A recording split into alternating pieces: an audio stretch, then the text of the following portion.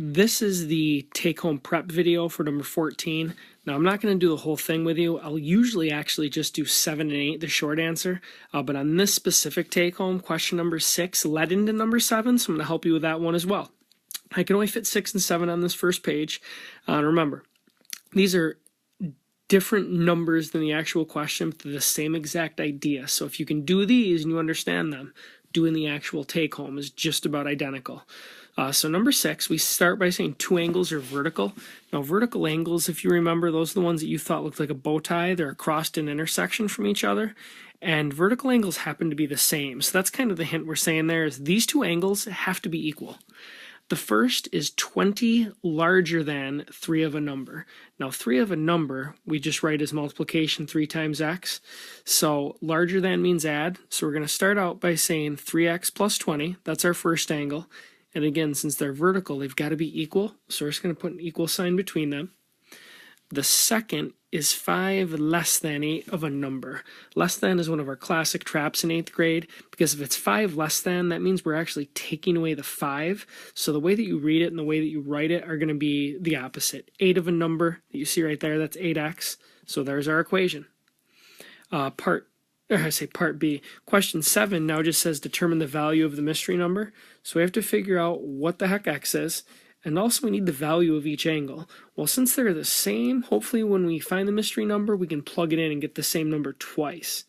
Well, we have mystery numbers on each side. So what we're going to do is we've got to get rid of one. So why don't we get rid of the 3x from each side? Once we do that, we have that 20 left over on the left. 8 take away 3 is 5x, and then you've got your decreased by 5. Well, now we can just get rid of that minus 5 by adding a 5 to both the left and the right. And this gives us that, give myself a little room there, that 25 is equal to 5x.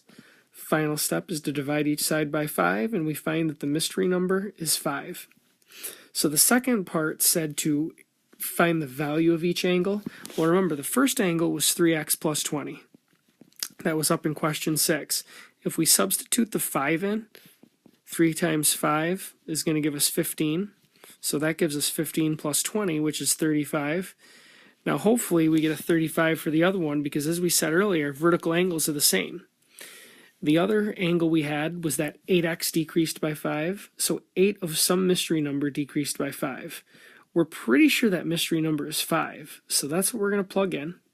And now we get 8 times 5, which is 40, decreased by 5 is 35.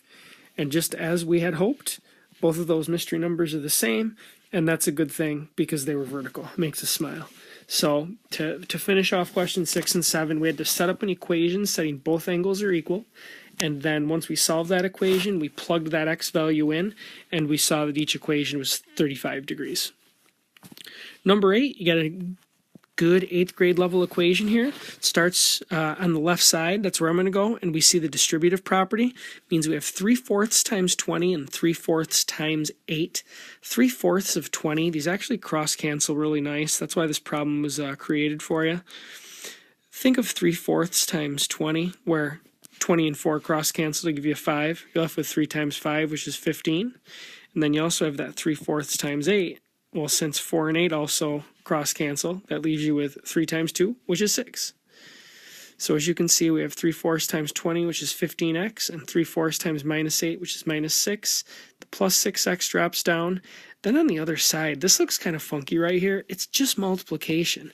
Negative 3 times negative 7 is positive 21x, and then we have that decreased by 6 at the end.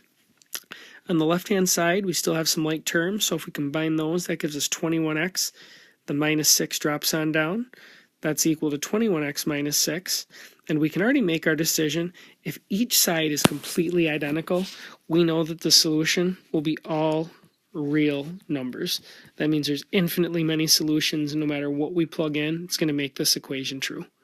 So use some of these facts and some of these skills to help you on the actual take home.